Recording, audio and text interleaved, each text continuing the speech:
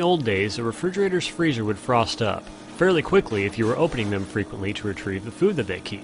Moisture within the air confined in the freezer compartment quickly collects on cold surfaces and freezes, forming frost. The more moist air allowed to enter the freezer compartment, the more frost would accumulate. That's one reason why keeping a good door seal is important. The same is true today. However, if everything is working properly, you never see any of the frost, because of the invention of the defrost cycle.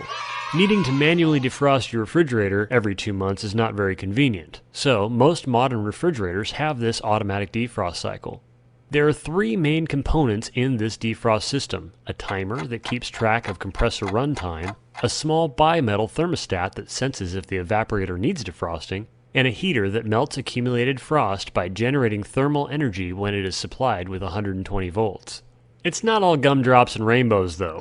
Food cannot be preserved quite as long in an automatic defrosting refrigerator's freezer as it can in a manually defrosting one due to the short rise in temperature from time to time to eliminate ice.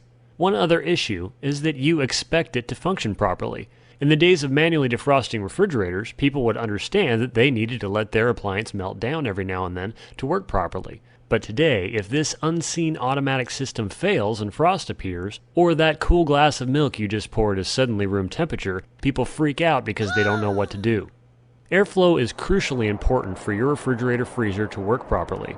All cold air is generated in the freezer compartment, and then it is circulated and forced into the refrigerator compartment by a freezer fan called the evaporator fan. Cold air from the freezer is forced into the refrigerator, and the slightly warmer air in the refrigerator is forced back into the freezer area to have the heat that it contains removed. If either of these air passages becomes blocked with frost, or the automatic temperature controlling duct door, called a diffuser, sticks closed, the refrigerator will not receive any cold air from the freezer. And even if the evaporator fan is blowing cold air directly into the refrigerator, if the air return is frozen closed, it's like blowing through a straw with your finger on the other side. The defrost timer is supplied power by the refrigerator's main thermostat whenever the compressor is running. In this way, it calculates how frequently a defrost cycle may need to be performed. Most timers are set to initiate a defrost cycle after the compressor has run a collective 8 to 10 hours. Because the compressor is cycled on and off as needed by the refrigerator's control thermostat, this could take 10 hours if the compressor is running continually, or a few days if the doors stay closed. Most timers are mechanical. However, some models use a circuit board to perform the same task. A defrost cycle starts when the defrost timer sends electricity to a small thermostat attached to a cooling coil called the evaporator. For more information about how a refrigerator works, visit applianceassistant.com. This thermostat is called a bimetal thermostat because it has 2 small contact strips that flex with temperature change to open or close a circuit. In this case, the bimetal thermostat closes, allowing electricity to flow through when it is cold. In this way, the refrigerator will not energize the defrost heater if there is no ice to melt. This thermostat is basically an automatic switch that is on when it is cold. If the thermostat is cold enough to be closed, electricity passes through it, allowing the heater to be energized. The heater temporarily becomes red hot, melting all the accumulated ice until the timer stops supplying power, or the bimetal thermostat warms up enough to open, breaking electrical flow. So now you know a little bit about how it works. Let's see what can go wrong in order of likelihood. The most common cause of defrost problems or ice buildup is user error.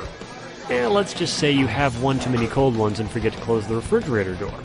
In the morning, you sluggishly enter the kitchen for a cup of coffee and notice that the door is open, so you close it. All that moist air accumulated in the refrigerator's diffuser duct and became frost, blocking cold air from entering the refrigerator. Later that day, you're thinking about a nice cool beverage, only to discover that the milk is warm and smells funny. You could call a repair service, but this scenario can usually be corrected by unplugging the appliance and allowing it to thaw out the old-fashioned way. The most common mechanical failure is the bimetal thermostat failing to close and allowing power to flow through to energize the heater. The thermostat can be checked for continuity when it is cold. If everything is frozen and the thermostat has infinite resistance, it needs to be replaced. Sometimes the defrost timer will fail to send electricity when it should. Mechanical timers can be manually advanced with a flathead screwdriver in the clockwise direction slowly until a click is heard. At this point, electricity should be sent through the heater to the thermostat. Some simple voltage tests can determine where the problem lies. The circuit board style of defrost timer is a little more complicated to trick into a defrost cycle, so I'm not going to explain that. But you can see me do it on this video. Doing it wrong will definitely destroy the timer even if it was fine before, and if you're not careful you can be electrocuted. The last and least likely to fail is the heater itself. To test the heater, unplug its contacts and do a resistance test. The defrost heater should have some resistance, however, an infinite resistance reading would mean that it needs to be replaced. The entire defrost circuit can be tested when the freezer is cold by checking for continuity from before the thermostat through the defrost heater. If the thermostat is closed, you should have a low resistance reading, and you can assume that the defrost timer is not sending electricity. I hope this video was helpful and saves you a bunch of money. For more information on using test equipment and appliance repair troubleshooting, visit applianceassistant.com. Thanks for watching.